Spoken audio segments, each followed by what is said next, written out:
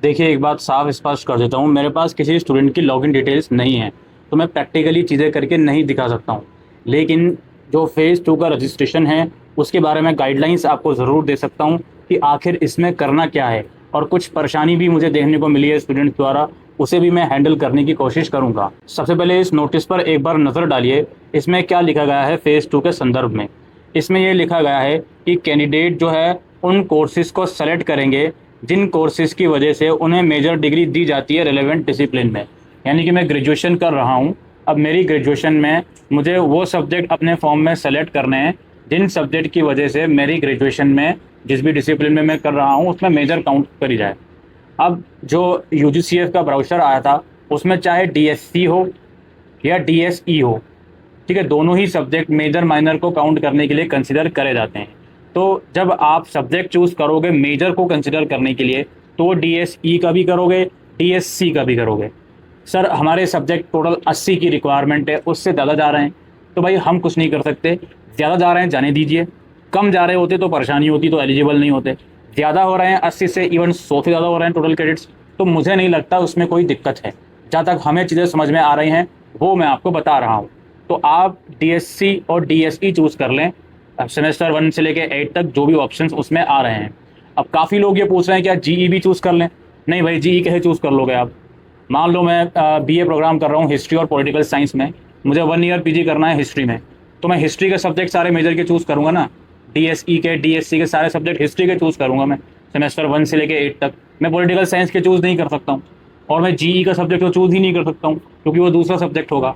तो GE subject क्यों choose करोगे आप? वो आप नहीं करोगे। ठीक है, केवल डीएसई और डीएससी के सब्जेक्ट आप चूज़ करते जाओ, और आपके पोर्टल में आपको वेरीफाई करनी है एसजीपीए और सीजीपीए। हर सेमेस्टर के जो आप सब्जेक्ट चूज़ कर रहे हो उसके नीचे एसजीपीए वगैरह लिखी हुई है, वो आपको वेरीफाई करनी है, ताकि ये बताना है कि वो सही है या नहीं। और अगर आपको लगता है कि कोई गड़बड़ी है, तो यहाँ पे क्वेरी रेस करने का भी ऑप्शन है, आप क्वेरी रेस भी कर सकते हैं। ठीक है, ये डाउट क्लियर हो गया आपका कि भाई क्या सेलेक्ट करना है क्या नहीं। आप मान लीजिए ऑनर्स करके आ रहे हैं, तो आप क्या सेलेक्ट करोगे? कोर सब्जेक्ट भी सेलेक्ट करोगे, इलेक्टिव सब्जेक्ट जो आप सेलेक्ट करोगे। अच्छा, इसके अलावा मान लीजिए मैं बीकॉम प्रोग्राम करके आ रहा हूँ, तो सारे कोर सब्जेक्ट मेरे को सेमेस्टर 1 से लेके 6 तक पहले तो मैं सेलेक्ट कर लूँगा। कुछ इलेक्टिव सब्जेक्ट भी होते हैं, वो भी मैं सेलेक्ट कर लूँगा, और 4th ईयर आने के बाद जो भी मैंने कोर और डीएसई के सब्जेक्ट पढ़े हैं वो भी मैं सेलेक्ट कर लूँगा। अब यहाँ पे बात समझिए, जो एडिशनल ट्रैक वाला ऑप्शन है डिसर्टेशन एंटरप्रेन्योरशिप, वो भी आपको सेलेक्ट करना है जी, अगर आपने करा है। जैसे ऊपर ये देख पा रहे हो ना आप, ये जो ऑप्शन है डिसर्टेशन एकेडमिक प्रोजेक्ट एंटरप्रेन्योरशिप, ये भी आपको सेलेक्ट करना है। ठीक है, टॉपिक लिखना है आपको जो भी आपने करा है, सेमेस्टर 8 का ऑटोमेटिकली वो अपने आप ही सेलेक्ट कर लेगा।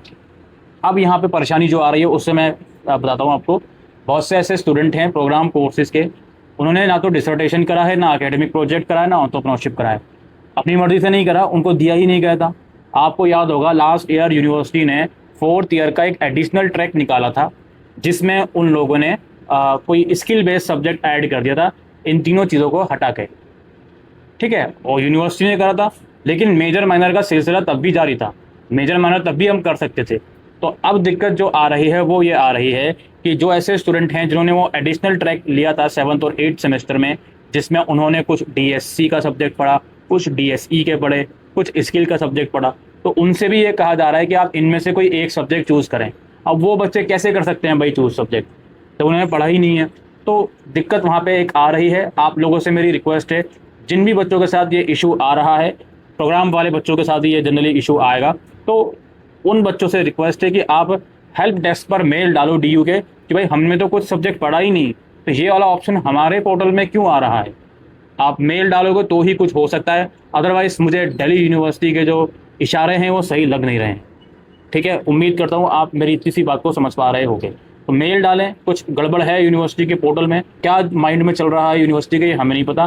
बाकी जो सारे डाउट्स हैं वो मैं हैंडल कर चुका हूँ। आप इसमें आराम से सब्जेक्ट सेलेक्ट कीजिए अपने, सेमेस्टर 1 से लेके 8 तक, डीएसई के और डीएससी के, कोर के, इलेक्टिव के। जीई का चूज़ नहीं करना क्योंकि वो डिसिप्लिन के बाहर का सब्जेक्ट होता है। उसमें दिखाएगा ज़रूर आपको सारे सब्जेक्ट जो जो आपने पढ़े हैं अभी तक, और आपको एसजीपीए भी दिखाएगा, वो आपको वेरीफाई करते हुए चलनी है। अगर आपको लगता है किसी सेमेस्टर की एसजीपीए इसमें गलत दिखा रहा है, तो आपको क्वेरी रेस फ़ौरन कर देनी है। ठीक है, तो इतना ही हम दोस्तों गाइड कर सकते थे आपको फेज़ 2 से रिगार्डिंग। उम्मीद करते हैं ये वीडियो आपको यूज़फुल लगे हो। तो इस वीडियो को शेयर करिएगा। Thank you.